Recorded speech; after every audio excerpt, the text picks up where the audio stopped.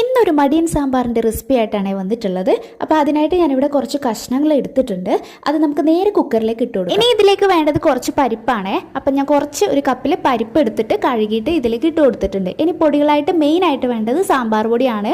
Kitchen ട്രഷേഴ്സിൻ്റെ sambar പൊടിയാണ് കേട്ടോ use ചെയ്യുന്നത്. അപ്പോൾ അതും കുറച്ച് ഇട്ട് കൊടുത്തിട്ട് മഞ്ഞൾപ്പൊടിയും ഉപ്പും പാകത്തിന് നോക്കിയിട്ട് ഇട്ട് കൊടുക്കുക. പിന്നെ 1 ടേബിൾ സ്പൂൺ മല്ലിപ്പൊടിയും 2 ടേബിൾ സ്പൂൺ മുളക് പൊടിയും ചേർത്ത് കൊടുത്തിട്ടുണ്ട്. പിന്നെ വേണ്ടത് കായാണ്. കായം കുറച്ചായിട്ട് ഇതിലേക്ക് ആഡ് ചെയ്ത് കൊടുത്തിട്ടുണ്ട്. അപ്പോൾ ഇത്രയും ചേർത്തതിന് ശേഷം വെള്ളം ചേർത്ത് കൊടുത്തിട്ടുണ്ട്. ഇതിൻ്റെ മുകളിൽ വരുന്ന രീതിയിലാണ് വെള്ളം ചേർത്തിട്ടുള്ളത്. പിന്നീട് ഞാൻ വെള്ളമൊന്നും ആഡ് ചെയ്ത് കൊടുത്തിട്ടില്ല.